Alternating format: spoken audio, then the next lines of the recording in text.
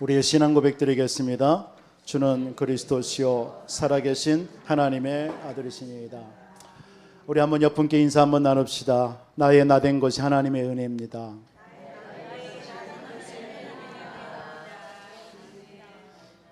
오늘 읽은 본문의 말씀을 통하여서 신앙의 근본으로 돌아가라, 신앙의 근본으로 돌아가라 라는 말씀을 증거하도록 하겠습니다. 오늘 예배를 통해서 모든 것을 회복하는 시간 되기를 주님의 이름으로 축복합니다. 오늘 이 예배의 자리에 앉는 것이 응답이고요, 오늘 저와 여러분들이 우리 미래가 준비되는 시간임을 믿습니다. 그게 예배의 자리입니다. 여러분들이 예배할 때 하나님께서 이 땅 가운데 우리를 부르셔서 세계를 복음할 그 축복을 준비하시는, 준비되는 시간이 오늘 예배의 시간인 줄 믿습니다. 날마다 내가 어느 자리에 있는지 그걸 확인하는 여러분 되시기 바랍니다. 내가 어느 자리에 서 있는지. 응답받는 사람은 늘 예수가 그리스도, 그 그리스도 안에 있는가를 확인합니다. 응답받지 못하는 사람은 사단이 만들어 오는 그 각인 뿔이 체질된 곳에 그 속에서 살아가요. 그래서 날마다 내가 어디에 있는지를 확인하시는 저와 여러분 되시기를 바라고요. 그런 여러분들이 그게 확인될 때마다 내가 누구와 지금 만나고 있습니까? 이것도 여러분 확인하고 점검해 보세요. 내가 누구와 만나고 있는가? 응답받는 사람은요, 진짜 복음 전할 사람과 만나고 있어요. 내 옆에 보면 복음 전하는 사람이 있어요. 그 사람과의 만남이 여러분 진정한 이 땅에서의 축복된 생인 줄 믿습니다. 시편 42편 1절에 보면 하나님이여 사슴이 시냇물을 찾기에 갈급한 같이 내 영혼이 주를 찾기에 갈급하나이다. 여러분, 사슴이 시냇물을 찾기에 갈급함 같이 여러분들의 영혼이 오늘 정말 하나님의 말씀을 통해서 내 영혼의 가람을 채우는 오늘 예배 되기를 바랍니다. 호세아서 6장 1절에도 오라 우리가 여호와께로 돌아가자. 여호와께서 우리를 찢으셨으나 도로 낫게 하실 것이요 우리를 치셨으나 싸매어 주실 것입니다. 여호와께로 돌아가래요. 여러분, 하나님께로 돌아가시기를 바라고요. 사슴이 시냇물을 찾기에 갈급함 같이. 요 말이 라틴어로 보면은 아드 폰테스라는 말입니다. 사슴이 이 사슴은 물이 없으면 죽잖아요. 여러분 일전에도 말씀을 좀 드렸지만 그 사슴의 목청은 이 창호지와 같다라고 표현합니다. 그래서 그게 물이 계속 흐르지 않으면 한 번 붙으면 띄워주지 않아요. 그래서 숨이 막혀 죽어요. 그래서 사슴은 늘 시냇 물을 먹어야 돼요. 그래서 물을 적셔서 계속 그 목청이 이렇게 계속 이어져야 돼요. 그렇지 않으면 붙어버립니다. 그래서 사슴은 시냇물을 갈급하게 찾을 수밖에 없어요. 그래서 그걸 알고 그 광야의 그 시냇가에는 늘 굶주린 사자들이 기다린다 합니다. 왜? 그걸 알기 때문에. 그럼에도 불구하고 이 사슴은 찾을 수밖에 없는 거예요. 이런 갈급함, 시냇물을 찾다. 그리고 여호와께로 돌아가자. 이런 게 이게 아드 폰테스라는 말입니다. 그래서 이 말의 뜻이 뭐라고요? 근원을 찾아라. 그리고 근본으로 돌아가라. 본질로 돌아가라. 기본으로 돌아가라 라는 말이 아드 폰테스라는 겁니다. 여러분, 초대교회가 오늘 우리가 사도행전을 이렇게 보는 중에 초대교회에 어떤 일이 일어났습니까? 절대 부흥이 일어난 거예요. 여러분, 이 베드로가 설교를 했는데 3,000명이 돌아옵니다. 상상해 보세요. 그리고 감옥에 가서 여러 가지 환난과 핍박이 있는데도 5,000명이 주님께로 돌아옵니다. 여러분 생각해 보세요. 지금 8,000명이 지금 교회에 들어온 거예요. 이런 역사들이, 부흥의 역사들이 일어났습니다. 그러다 보니까 거기에 많은 여러 가지 어려움도 있을 거 아닙니까? 가난한 사람이 있겠고 과부도 있겠고 여러 가지 연약한 사람도 있단 말이에요. 이런 부분에 있어서 구제와 이런 봉사라든가 이런 것에 막 치중한단 말이에요. 이제 그런 걸 통해서 지금 오늘 1절에 보니까 헬라파 유대인들이죠. 이 헬라파 유대인들이라는 건 뭡니까? 그 당시에 그 여러 가지 환란, 이스라엘 나라의 전쟁과 어려움이 있었잖아요. 그래서 전 세계에 흩어졌습니다. 그걸 보고 디아스포라라고 합니다. 흩어진 자들. 근데 이들이 유대인들인데 그 나라에 흩어져 있다가 새 절기만 되면 유월절, 오순절, 수장절 이 세 절기는 예루살렘으로 다 모인단 말이에요. 근데 모였는데 사도행전 2장에 보니까 성령의 역사가 임하면서 자기들의 나라의 언어들로 방언으로 복음이 등거든단 말이에요. 그 복음을 듣고 그들이 돌아가야 되는데 정착한 사람들이 많이 있단 말이에요. 예루살렘에. 그러니까 그 당시에 가장 언어가, 지금은 언어가 세계 공통어가 영어지만 그 당시의 언어는 헬라어입니다. 그러니까 거기다가 흩어진 사람들이 유대인이지만 그 나라의 언어 헬라어를 쓰고 있었단 말이에요. 그러니까 이들이 이제 와서 정착했는데 이런 일들이 교회에서 일어나는데 그 히브리 이런 사람들 보고 헬라파 유대인이라고 그래요. 그리고 또 히브리파 유대인이라는 것은 정통 유대인입니다. 전쟁과 기근이 막 핍박이 있는데도 불구하고 그냥 피하지 않고 그 나라에 정착해 있던 사람들, 원래의 사람들, 이런 사람들이 히브리파 유대인들, 정통 유대인이게 한마디로 말하면. 그런데 많은 교회 내에 어려움이 있는데 구제, 봉사 이런 일이 있는데 이 헬라파 유대인들의 자기들의 과부들이 그 구제 대상에서 소외된 것 버린 거예요. 이런 것 빠지니까 오늘 1절 같은데 그것 때문에 갈등이 이 초대교회에 일어난 겁니다. 근데 막 교회 부흥은 일어나지 막 그러나 교회 내에 갈등과 시험이 계속되어지는 거예요. 이때에 사도들이 결단한 거예요. 우리 신앙의 근본으로 돌아가자. 그때 쓰여진 말이 아드폰테스라는 말이에요. 우리 근원으로 돌아가자. 근본으로 돌아가자라는 겁니다. 여러분, 신앙의 근본으로 돌아가지 않으면 계속 갈등합니다. 신앙생활 하면서도 힘들어요. 왜죠? 내 힘으로 해야 되니까. 그러나 신앙의 근본으로 돌아가면 어떤 일을 만나도 상관없어요. 내 힘으로 하는 것이 아니라 하나님께서 역사하시니까요. 오늘 초대교회가 신앙의 근본으로 돌아갈 때에 모든 것이 회복되어졌어요. 오늘 7절 같은 데 보니까 뭐라고 얘기 나와요? 말씀이 점점 왕성하고 예루살렘에 있는 제자의 수가 심히 많아지고 허다한 제사장의 무리도 이 도에 복종하는 거예요. 그리스도의 복음에. 이런 일이 초대교회에 일어난 줄 믿습니다. 오늘 우리 신앙의 근본으로 돌아가는 우리 교회와 우리 성도들에게 주시는 응답, 오늘 이 7절의 응답이 우리 결론의 응답인 줄 믿습니다. 여러분을 통해서 이런 응답들이, 여러분의 산업이, 여러분의 가정이, 우리 교회가 이런 응답과 축복이 회복되기를 주 예수 이름으로 축원을 드리겠습니다. 중세교회가 이렇게 초대교회 이후에 중세교회가 많은 부흥이 일어나죠. 그러므로 인해서 여러분 잘 아시듯이 중세시대에 또 타락이 임합니다. 교회에 타락이 임해요. 여러 가지 부패가 임합니다. 많은 문제들로 인하여서 중세교회의 교권에 사로잡힙니다. 그래서 세속화되어져요. 세상화되어지는 겁니다. 그래서 많은 전쟁과 그 시대에 재앙이 닥치게 됩니다. 이때 종교 개혁자들이 외쳤던 말이 뭐냐면 아까도 말씀드렸던 아드폰테스예요. 우리 초대교회로 돌아가자라는 겁니다. 초대교회 신앙으로 돌아가자라는 것이 중세시대의 타락과 그런 어떤 부패 속에서 그들이 외쳤던 말입니다. 그 당시에 루터라는 사람이요, 그 당시에 천주교의 사제들만 성경을 읽고 이 평신도들은, 일반 백성들은 성경을 읽을 수가 없는 거예요. 왜? 라틴어로 되어 있어가지고 어렵거든요. 그러니까 이것을 이 시대에 마틴 루터가 이것을 그 당시에 언어인 독일어로 번역을 해버린 겁니다. 이 번역을 하면서 모든 성도들이 다 이제는 성경을 읽게 된 거예요. 그래서 우리 성경으로 돌아가자라고 얘기했던 것입니다. 그게 루터의 1517년의 종교 개혁이에요. 그러니까 이때도 아드폰테스라는 거예요. 우리 근본으로 돌아가잖아요. 본질로 돌아가자라는 거예요. 우리의 신앙, 우리 안디옥 교회의 모든 우리 성도님들에게도 이 말씀을 통해서 이번 한 주 기점으로 해서 우리 신앙의 근본으로 돌아가는 은혜가 있기를 주님의 이름으로 축원드리겠습니다.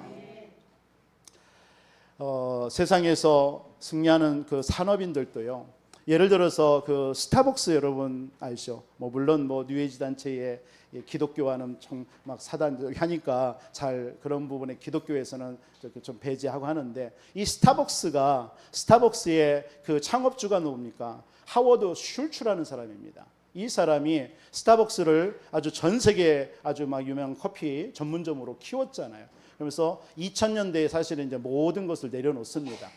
CEO 자리에서 내려와요. 내려오는데 2007년도로 기억되는데, 2007년도에 이 스타벅스가 맛이라든가 이런 걸로 인해서 모든 매출액이 급감합니다. 뚝 떨어지는 거예요. 이때에 은퇴했던 이 하워드 슐츠가 다시 그 스타벅스의 CEO 자리로 복귀하죠. 복귀해서 이 사람이 몇 가지 얘기를 이 스타벅스의 갱신을 요구했는데, 그 중에 하나가 커피 맛의 기본으로 돌아가자 했습니다. 그래서 그 당시에 뭐 한 1,700여 개의 스타벅스 이렇게 매장이 있었는데 3시간 동안 그냥 문을 닫아버린 거예요. 그러니까 그 매출액이 어마어마하겠죠. 3시간이라도 어마어마한 매출액을 손해를 감수하고 그 3시간 동안 밖에다 붙여놓은 거예요. 지금 우리 커피 내리는 기자들이 지금 새로운 진짜 커피의 제일 좋은 맛을 내기 위해서 준비 중입니다 하면서 3시간을 다 문을 닫아버린 거예요. 매출액이 감소하는 걸 각오하고. 그러면서 그때 이 하워드 슐츠가 동영상으로 커피를 맛있게 내리는 법을 동영상으로 모든 매장에게 다 돌려버린 거예요. 그걸 동시에 3시간 동안 본 거예요. 그 뒤로 이 스타벅스가 다시 매출액이 급증합니다. 이런 일. 이게 결국 뭡니까? 뭔가를 세상에서도 할 때도요, 세상 이 성공하는 사람들은요, 기본으로 돌아가는 거예요. 기본으로. 여러분 혹시 예전에 우리 한국의 삼성 이건희 회장이 이런 말을 한 적 있죠.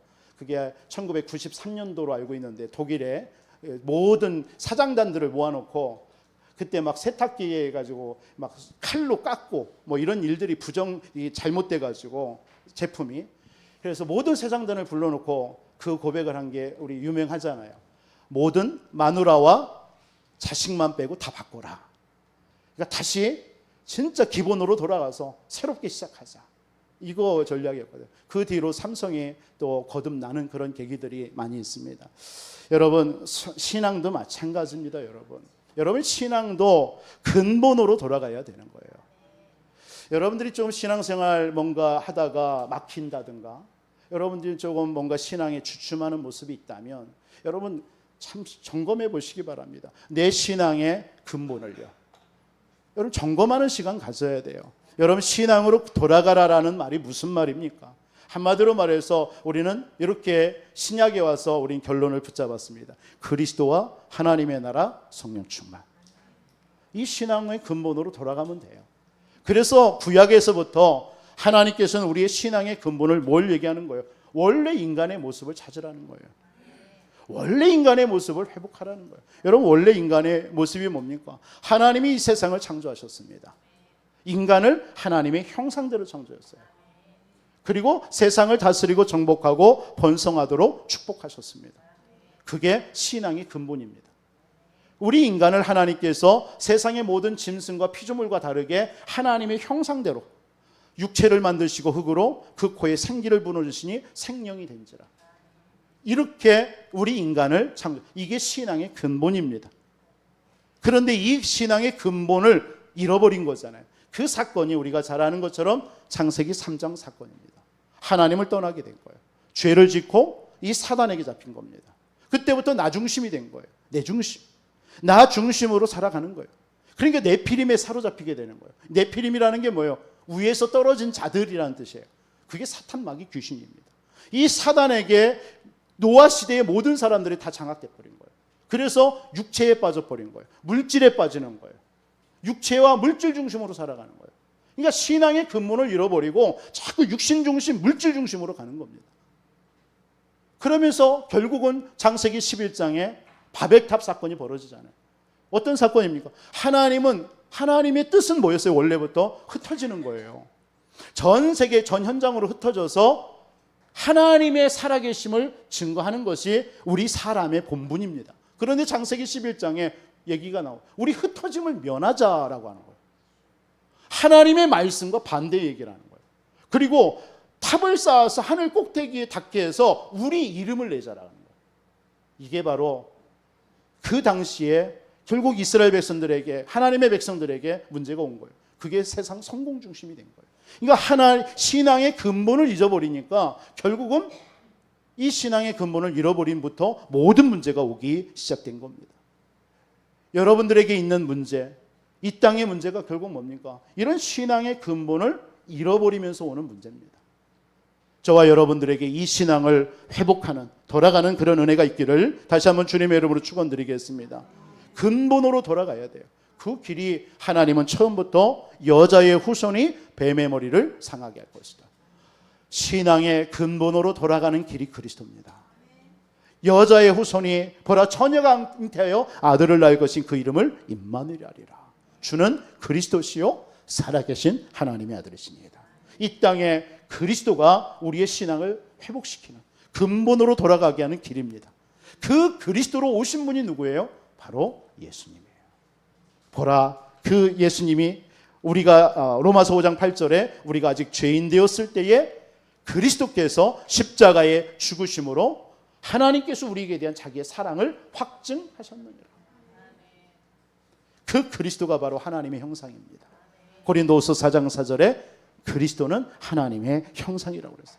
그분이 하나님 만나는 길이 되시고 우리의 모든 죄와 사단의 권세를 멸하신 줄 믿습니다. 이게 신앙의 근본으로 돌아가는 길입니다. 그래서 여러분 초대교회는 이 사실을 붙잡고 어떤 핍박과 환난 속에서도 흔들리지 않고 어디겠죠? 신앙의 근본 속으로 들어간 거예요. 그래서 사도행전 1장에 예수님이 승천하시면서 마지막 부탁하신 게 뭡니까? 예수가 그리스도, 하나님의 나라, 성령 충만. 이 언약 붙잡으라는 거예요. 그 초대교회가 핍박과 환난이 있었지만 그들이 어떤 문제에도 흔들리지 않고 그 신앙의 근본을 붙잡아 버린 거예요. 그들이 가는 곳마다 흑암이 무너지고 그들이 가는 곳마다 하나님의 나라가 임하고 그들이 가는 곳마다 응답의 문이 열리고 그들이 가는 곳에 모든 질병과 재앙이 떠나가는 역사가 일어났어요. 우리 안디옥 교회의 모든 성도님들과 우리 교회가 이 신앙의 근본을 회복하는 역사가 있기를 주님의 이름으로 축원드리겠습니다. 오늘 아까도 말씀드렸지만 사도행전 4장과 5장에 많은 교회의 핍박과 시험이 왔어요. 근데 교회는 막 급성장을 하는 거예요. 근데 교회 안에 구제와 이런 걸로 갈등이 계속 심화되는 거예요. 뭔 말이죠? 교회와 성도가 신앙의 근본을 잃어버리고 근본으로 돌아가지 아니하니까 갈등과 분쟁에 쌓여버리는 거예요. 갈등과 분쟁에. 여러분 구제와 봉사하는 일 이런 것이 나쁜 게 아닙니다. 당연히 해야 돼요, 교회는. 그런데 이곳에 신앙의 근본을 놓쳐버리고 구제와 봉사하는 일에 완전히 잡혀버리는 거예요. 오늘날 교회가 이런 모습으로 지금 흘러가고 있는지도 모릅니다. 우리 교회가 이런 부분을 우리 저와 여러분들이 다시 회복하고 우리는 갱신해야 될 줄 믿습니다. 신앙의 근본을 찾아가야 돼요. 일도 중요해요. 봉사도 중요하고 구제하는 일도 중요합니다. 하지 말라는 게 아닙니다. 당연히 해야 되는 거예요. 그러나 우리의 신앙의 근본을 놓쳐버리고 그것에 빠져 있으면 오늘 초대교회와 같이요 갈등하고 분쟁하고 그것 때문에 시험 들고 그게 무너지는 거예요.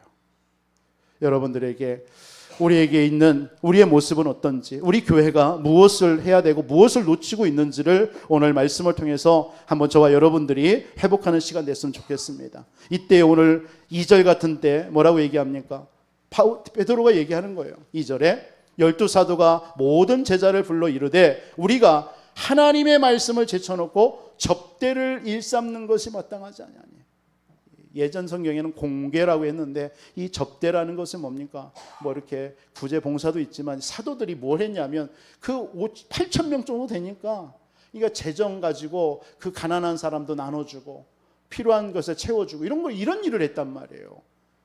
이런 일을. 그러니까 오늘 이런 것을 하지 그러면서 5절, 4절 같은데 이제는 우리가 오직 기도하는 일과 말씀 사역에만 힘쓰겠다. 이 말이 뭐냐면 아드폰테스, 내가 신앙의 근본으로 돌아가겠다라는 거예요. 우리 교회가 이 축복이 있기를 다시 한번 주님의 이름으로 축원을 드리겠습니다. 그렇다면 우리가 신앙으로 근본으로 돌아가는 것이 사실은 쉬운 일이 아니에요. 이 당시도 여러분 상황을 보면요. 그러나 이것이 돌아가는 것이 영적인 성숙함입니다. 여러분, 우리 신앙에 성숙함이 없으면 이러지 못했습니다. 여러분, 그런 자리라든가 그런 위치를 쉽게 여러분들이 신앙에 성숙함이 없으면 내려놓지 못해요. 그런데 이런 초대교회는요, 신앙에 영적인 성숙함이 있기 때문에 이런 것들을 빨리 내려놓고 하나님의 신앙의 그 근본 속으로 들어간 거예요. 여러분들의 삶 속에서 신앙생활에는 이런 부분들이 우리에게도 많이 있을 수 있습니다. 이런 신앙에 영적으로 성숙한 사람을 통해서 교회는요, 한 단계 업그레이드 되어지는 거예요. 성장하는 겁니다. 오늘 초대교회가 이 일 위에, 그리고 나서 7 집사를 세우잖아요. 오늘날로 우리가 잘 아는 그 7 집사를 맡기고 이들을 통해서 교회가 되어지는 거예요. 그래서 사도는 뭐 하는 거예요? 말씀 전하는 일과 기도하는 일에만 전무한 거예요. 그때에 교회는 더욱더 든든하게 세워지는 거예요. 그래서 우리가 신앙의 근본으로 돌아가기 위해서 어떻게 해야 되느냐, 이것이 영적인 우선순위를 분명히 하라는 거예요. 여러분의 영적인 우선순위를 분명히 할 때 신앙의 근본으로 돌아가는 역사가 있을 줄 믿습니다. 오늘 3가지의 말씀입니다. 첫째로는 신앙의 근본으로 돌아가 있어 어떻게 해야 되느냐. 오늘 이 사도들이 4절에 우리는 오로지 기도하는 일과 말씀 사역에 힘쓰겠다. 이게 신앙의 근본으로 돌아가는 방법입니다. 여러분, 첫째로는 창조의 말씀의 능력을 체험하시기 바랍니다. 여러분, 말씀을 굳게 붙잡으세요. 그게 신앙의 근본으로 돌아가는 길이에요. 예수님께서 마지막 부활하시면서 하신 말씀이 어떤 말씀이었죠? 마태복음 28장 19절로 20절입니다. 너희는 모든 족속으로 가서 제자를 삼아 아버지와 아들과 성령의 이름으로 세례를 주고 내가 분부한 모든 것을 가르쳐 지키게 하라. 볼지어다 내가 세상 끝날까지 너희와 항상 함께 있으리라. 여러분, 이 예수님이 마지막 부활하시면서 하신 말씀이 뭐예요? 말씀 붙잡으라는 거예요. 말씀을 가리키라는 거예요. 모든 족속에 가서 이 복음의 말씀을 증거하라는 거예요. 그래서 이 말씀을 깨달은 제자들을 세우라는 거예요. 예수님의 마지막 명령도 이겁니다. 예수님이 마지막 승천하시면서 하신 말씀이 사도행전 1장 1절로 8절입니다. 그 말씀 뭡니까? 예수가 그리스도다. 모든 문제 끝냈다. 그리고 하나님의 나라가 임했다. 그 나라의 일을 구해라. 그리고 성령 충만 받아라. 이 말이 뭐죠? 모든 땅끝까지 해서 이 그리스도의 말씀을, 복음의 말씀을 증거하라는 것이에요. 이때에 모든 흑암이 떠나가는 줄 믿습니다. 말씀을 굳게 잡을 때 신앙의 근본으로 돌아가는 줄 믿습니다. 말씀이 하나님이십니다. 그렇죠? 하나님께 세상을 말씀으로 창조하셨어요. 그리고 우리 인간은 하나님이 형상대로 창조하셨어요. 그 말이 뭐예요? 말씀으로 창조하셨다는 얘기예요. 하나님이 말씀이시죠. 그 말씀이 육신으로 오신 분이 예수 그리스도십니다. 그 예수 그리스도가 하나님의 말씀을 성취해서 오신 거예요.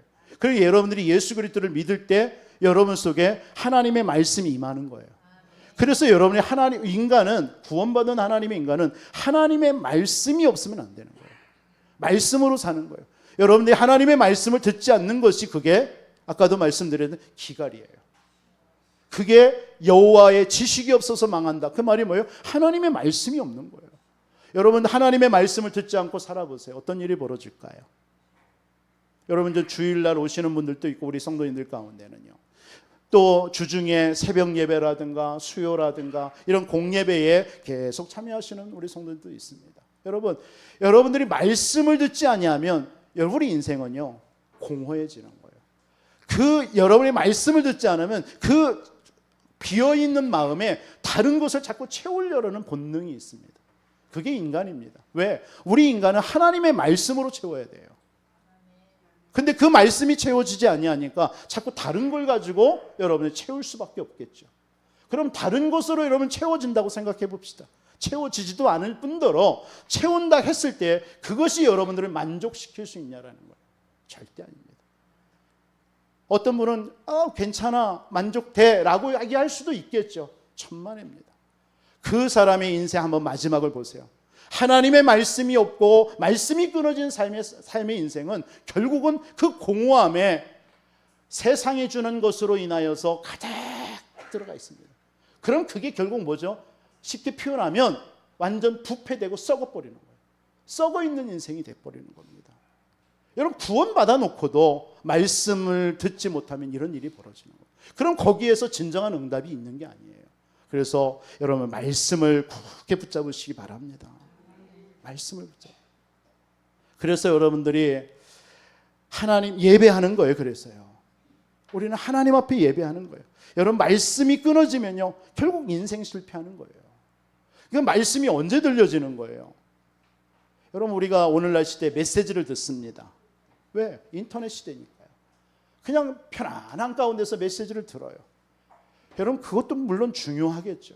그러나 여러분들이 하나님의 말씀을 듣는 그 자리에 임해서 말씀을 들을 때 그때 성령께서 강하게 역사하시는 거예요. 그래서 우리가 이런 모여서 예배 드리는 이유가 그겁니다. 여러분들에게 예배를 통해서 하나님의 말씀의 능력을 충만하게 체험하시기를 주님의 이름으로 축원드리겠습니다. 호세아서 4장 6절에도 같은 말씀드렸죠. 내 백성이 지식이 없어 망한다라고 그랬어요. 아모스서 8장 11절에 이런 말씀이 있습니다. 보라, 날이 이를지라 내가 기근을 땅에 보내리니 양식이 없어 주림이 아니요 물이 없어 가람이 아니요 여호와의 말씀을 듣지 못한 것이 기갈이라. 뭐가 기근이고 기갈이에요? 하나님의 말씀을 듣지 못하는 것이 기갈이래요. 결국은 그 메마른 땅에서는 곡식이나 나무가 자랄 수가 없는 거예요. 죽게 되어 있는 거예요. 여러분, 하나님의 말씀을 듣는 여러분 되시기 바랍니다. 풀은 마르고 꽃은 시드나 하나님의 말씀은 영원히 서게 되어 있어요. 사단은요 어찌하든지 저와 여러분들로 하여금 뭘 빼앗아 갈까요? 여러분들이 있는 돈을 빼앗아 가지 않습니다. 물론 생명을 빼앗아 가는 경우도 있겠죠. 그러나 사탄은 순간순간 저와 여러분들을 통해서 뭘 빼앗아 가느냐? 하나님의 말씀을 빼앗아 갑니다. 여러분, 이 자리에 앉아 있으면도 하나님의 말씀이 들리는 사람이 있고 하나님의 말씀이 들리지 않는 사람이 있어요. 여러분, 상한 마음, 여러분의 상처 이런 걸 통해서 말씀이 안 들리면요 여러분 결국은 여러분이 죽는 거예요. 마태복음 4장 4절에 보니까 예수님이 금식하면서 이제 마귀에게 시험 받잖아요. 그때에 돌멩이를 보여주면서 이 돌멩이를 가지고 떡을 만들어 먹어라 이렇게 얘기합니다. 그때에 예수님께서 뭘로 이기셨습니까? 말씀으로 이겼어요. 사람이 떡으로만 사는 것이 아니라 여호와의 말씀으로 사느니라. 여러분, 하나님의 말씀이 들려져야 돼요. 근데 사단은 여러분들에게서 말씀 하나만 빼앗아 가는 거예요. 그러면 결국은 여러분들의 영혼은 점점점 영적인 기갈 상태에 빠져버립니다. 호세아서 4장 6절의 말씀처럼 결국은 망하게 되는 지시가 돼요. 그러니까 겉은 신앙인인데, 겉은 구원받은 하나님의 자녀인데 속은요 썩어 뭉개들어져 있는 거예요. 쉽게 표현하면. 그러니까 쉽게 한마디로 공허함이 계속 넘치는 거예요. 이 말씀을 여러분 드리는 것은 오늘 이스라엘 백성들 초대교회가 구제와 봉사하고 막 그런 일에 정신없는 거예요. 뭘 빼앗기는 거예요? 말씀 듣는 것에 여러분 영적인 신앙의 그 근본을 놓쳐버린 거예요. 그런 일에 교회가 이런 일을 우리가 하면 결국은 교회는 실패하는 거예요. 오늘날 전 세계 교회가 왜 문을 닫고 있는 줄 아십니까? 여러분, 제가 있었던 미국이라든가 전 유럽 같은데 전 세계 한번 강대국들 보세요. 교회가 다 문을 닫습니다. 그 이유가 뭔지 아세요? 어느 날부터 하나님의 말씀을 가르치지 않습니다. 미국 같은 경우 여러분들이 좀 들어서 알겠지만 존 케네디 대통령 이후에 모든 공학교, 초등학교라든가 모든 학교에서 성경 공부를 금지했습니다. 그 전까지는요 모든 학교에서 성경 공부했단 말이에요. 성경을 가르쳤단 말이에요. 그런데 케네디 대통령이 딱 되면서 이 사람이 어떤 신자입니까? 천주교 신자거든요. 그래서 왜 뭐 꼭 성경을 가르치냐? 성경 공부하는 걸 폐지시켜버렸어요. 그 이후부터 미국의 학교에 마약과 범죄와 이런 일들이 계속 일어났습니다. 그러면서 결국은 오늘날 많은 교회들이 미국 교회나 전 세계가 문을 닫기 시작하는 거예요. 여러분, 한국 교회 초창기 때 여러분들 그런 얘기 들었죠. 사경회라는 말을 들어봤죠. 사경회. 교회는 모일 때마다 그 당시에는 부흥회라는 말보다는요 사경회가 많았습니다. 그게 일제시대 때 막 복음이 들어오면서 한국 교회를 깨웠던, 한국을 깨웠던 가장 큰 힘입니다. 그게 뭡니까? 성경을 가리키는 거예요. 성경을 서로 성경 공부하는 거예요. 그게 우리 초창기 때 한국 교회의 초창기에 영적인 부흥을 일으켰던 그게 힘이었습니다. 근데 점점점 이 성경 공부라든가 하나님의 말씀을 듣는 것을 등한시하는 거예요. 그러면서 우리 교회에, 우리 한국 교회도요, 화려합니다. 부흥은 일어났습니다. 그러면서 뭡니까? 프로그램과 구제와 이런 것에 급습합니다. 그게 지금 오늘날 한국 교회가 1990년대, 교회사를 이렇게 연구하는 분들, 1990년대부터 우리 한국 교회가 급감하기 시작합니다. 오늘날까지 왔어요. 우리 한국에도 많은 문 닫는 교회들이 많습니다. 여러분 시골 같은 데 가보세요. 교인들이 없어서 교회는 크게 전환는데 목회자가 없습니다. 점점 문 닫고 있는 시대가 왔어요. 이 말이 왜 그러냐? 말씀이 끊어져서 그런 거예요. 우리 교회는 이 시대에 하나님의 말씀이 회복되는 그 응답을 누려야 될 줄 믿습니다. 여러분 그래서 성도 한 사람 한 사람이 말씀을 여러분들이 듣고 말씀 공부하고 말씀을 사모해야 돼요. 사탄은 여러분들에게서 그 말씀 하나만 여러분들의 영혼에서 빼앗아가는 거예요.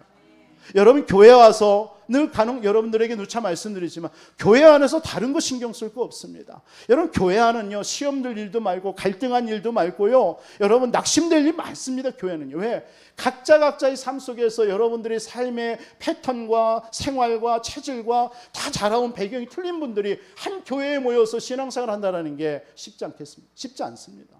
그럼 여러 가지 일들이 있단 말이에요.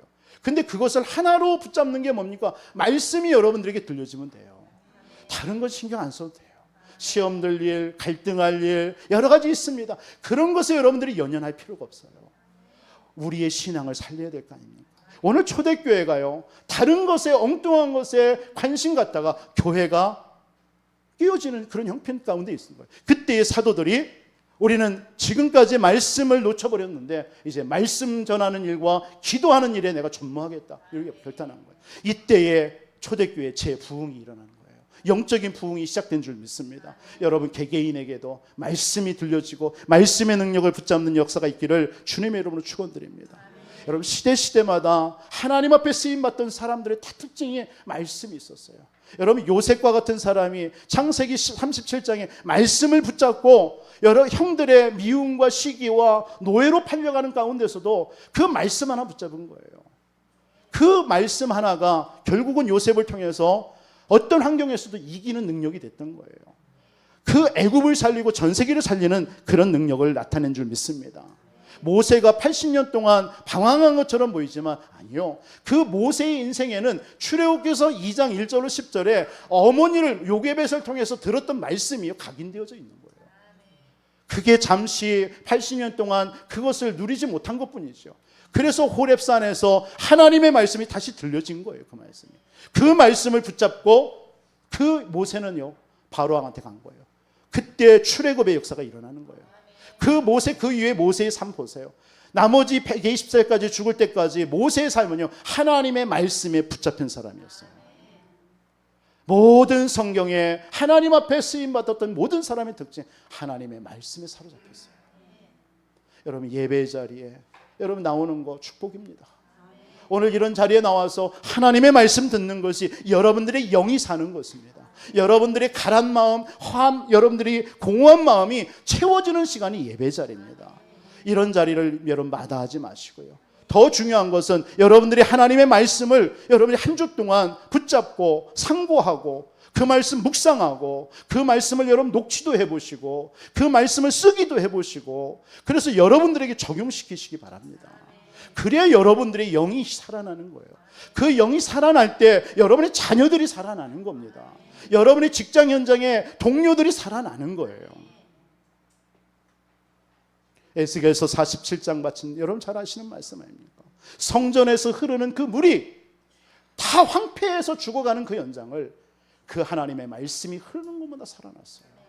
여러분들이 직장 현장에 지역 현장에서 여러분 말씀을 흘려보시기 바랍니다.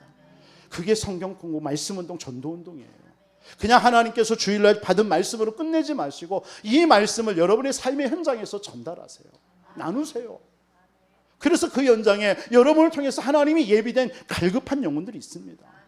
그 일하는 것이 우리에게 주신 사명입니다. 영적으로 시달리거나 정신적으로 문제 있는 사람 보세요. 그 사람들이 말씀을 못 듣습니다. 결국 말씀을 듣지 못했기 때문에 결국 자꾸 시달리는 거예요. 그러나요, 어떤 문제 속에 있더라도요, 말씀이 들려지면요, 살아나요. 말씀이 들려지더라고요. 그래서 여러분 주변에 그런 문제 있는 시달리는 사람이 있으면 기도해 주세요. 진짜 하나님의 말씀이 들려지더라고요. 하나님의 말씀만 들어가면 살아납니다. 하나님의 말씀은 살았고 운동력이 있어서 우리의 영혼, 관절, 골수를 찔러 쪼갠다라고 그랬어요. 그게 말씀의 능력입니다.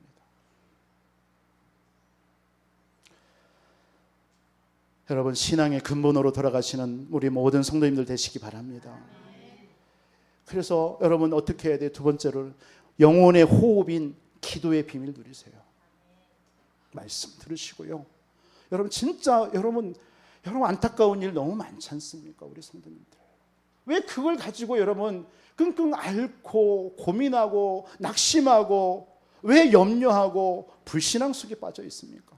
그걸 가지고 하나님 앞에 나가시기 바랍니다. 우리에게 가장 좋은 그 응답이 있지 않습니까? 주신 축복이 있지 않습니까? 그게 기도입니다. 그거 기도 무조건 하나님 앞에 부르짖으세요. 혼자 있는 시간, 여러분 홀로의 시간, 여러분 정해서 하나님 앞에 부르짖으세요. 여러분의 어떤 문제든요. 여러분 육신도 호흡을 하잖아요. 호흡을 하면요 산소를 내뱉는다고 하잖아요. 산소를 들여 마시죠. 그리고 여러분들의 이산화탄소를 내뱉는 거예요. 그렇죠? 호흡도요. 여러분 영혼의 호흡은 기도인 줄 믿습니다.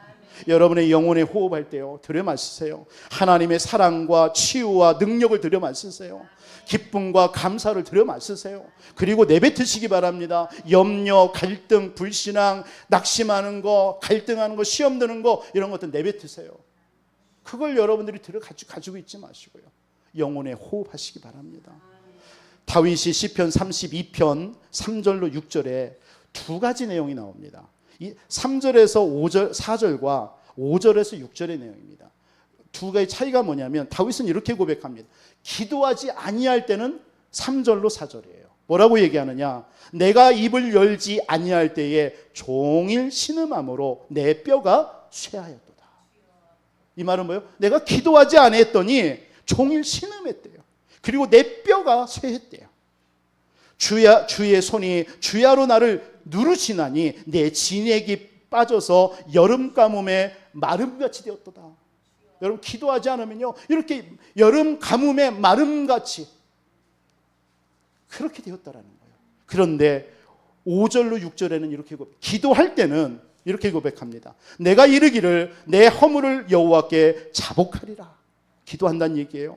자복하리라 하고 주께 내 죄를 아뢰고 내 죄악을 숨기지 아니하였더니 곧 주께서 내 죄악을 사하셨나이다. 기도했더니 내 죄악을 사하셨대요. 그러면서 6절에 뭐라 합니까? 이로 말미암아 모든 경건한 자는 주를 만날 기회를 얻어서 주께 기도할지라. 진실로 홍수가 범람할지라도 그에게 미치지 못하다. 여러분 기도하는 사람에게는요 홍수가 범람해도 여러분이 그 홍수가 여러분이 이기지 못한대요. 지켜주신대요. 오늘 다윗은 그렇게 기도하라는 것입니다. 그래서 예수님께서 이 땅에 오셔서 기도 속에 사셨어요. 새벽부터 모든 바쁜 일 속에서도 여러분 기도할 때 흑암이 결박되는 줄 믿습니다. 기도할 때 하늘 보좌가 움직이는 줄 믿습니다. 기도할 때에 주의 천사가 움직이는 줄 믿습니다. 여러분이 자녀를 위해서 기도할 때에 자녀를 걱정하지 마시고 기도하세요. 그러면 그 자녀 배후에 주의 천사가 동원됩니다. 여러분들의 모든 삶에 막힌 부분이 있다면 기도할 때에 하나님은 그 막힌 문을 여시는 줄 믿습니다. 히스기야가 18만 5천의 아수르 군대가 쳐들어와서 다 죽게 되어졌어요. 그때에 낙심하지 않고 성전에 돌아가서 그 경고장을 펴놓고 여호와여 보시옵소서 들으시옵소서 하나님의 백성이 할례 받지 못한 저들에게서 죽게 되었나이다. 기도한 거예요. 그 기도에 그 밤에 어떤 일이 벌어졌어요? 아수르 군대 18만 5천을 주의 천사를 하나 보내가지고 다 송장으로 만들어 버렸어요. 여러분 그 일이요 구약의 히스기야의 기도만이 아닙니다. 저와 여러분들이 기도할 때 이 일이 벌어질 줄 믿습니다. 그런데 우리가 신앙의 이런 근본으로 돌아가지 못하고 자꾸 육신의 삶, 구제나 봉사나 이런 그런 것에 빠져 있으면요 얼마나 하나님이 기뻐하죠. 여러분들을 근심하고 있는 거, 여러분들의 삶 때문에, 자녀 때문에, 여러분의 경제 때문에, 건강 때문에 여러 가지 우리 걱정하는 게 있잖아요. 여러분 걱정하지 마시고 신앙의 근본 속으로 들어가서 말씀 붙잡으시기 바랍니다. 정말 하나님의 능력을 의지하여 기도하시기 바랍니다. 우리에게 있는 문제가 문제 아니에요. 여러분에 있는 경제 문제가 문제 아니에요. 여러분의 상황과 질병이 문제 아닙니다. 사실은 문제는 다른 것이 있어요. 우리가 하나님의 말씀을 붙잡지 않고 기도하지 않아서 오는 문제예요. 맞습니까? 문제가 아닙니다. 그런 문제는 문제 아니에요. 우리가 하나님의 말씀을 놓치고 기도하지 않기 때문에 문제로 여기는 거예요. 우리가 살아가면서 수많은 문제 갈등을 겪잖아요. 이걸 해결할 수 있는 건 사람을 통해서 해결받는 게 아닙니다. 간혹 저와 여러분들이 신앙생활하면서요, 문제 생기면 자꾸 사람 찾아가요. 아니요, 절대 그러지 마세요. 사람이 여러분들의 문제를 해결해 주는 게 아닙니다. 누가 해결해 주셔요? 하나님의 말씀. 그 말씀 속에서 하나님이 여러분을 치유하시고 해결해 줄 줄 믿습니다. 그래서 깊은 기도와 말씀 묵상과 말씀 녹취도 하시고요. 늘 여러분들에게 말씀드리잖아요. 주일 예배 끝나면 여러분 주일날 들었던 1, 2부 말씀들을요, 여러분 조용히 저녁에 들어가셔서 다시 들으면서 한번 정리해 보세요. 하나님께서 나에게 이번 한 주 어떤 말씀으로 나를 이끌기로 원하시는가를 정리해 보시란 말이에요. 그런 시간이 갖지 아니하니까 말씀이 내게 없는 거예요. 그러니까 내게 말씀이 없으니까 뭘 가지고 살아갈까요? 세상 것, 육신의 것, 내가 가지고 있는 것, 옛날에 들었던 것, 그걸 가지고 몸부림치면서 살아가는 거예요. 아니, 새날인 줄 믿습니다. 이 한 주는 새날이에요. 예전 것도 하나님의 말씀이에요. 그러나 오늘 주신 말씀이 이번 한 주 하나님이 성취하시고자 주는 말씀이잖아요. 왜 그런 어떤 예전에 여러분들이 가졌던, 들었던 그걸 가지고 지금의 말씀을 놓쳐버립니까? 하나님의 말씀 붙잡고 기도하시기 바랍니다. 하루에 한 5분만이라도 여러분들 말씀 붙잡고 기도해 보세요. 그게 하나님께 집중하는 시간입니다. 그 시간에 여러분들에게 하나님의 능력이 나타날 줄 믿습니다. 하늘 보좌의 능력과 권세가 여러분들을 주장하시게 되어 있어요. 우리는 하나님의 자녀예요.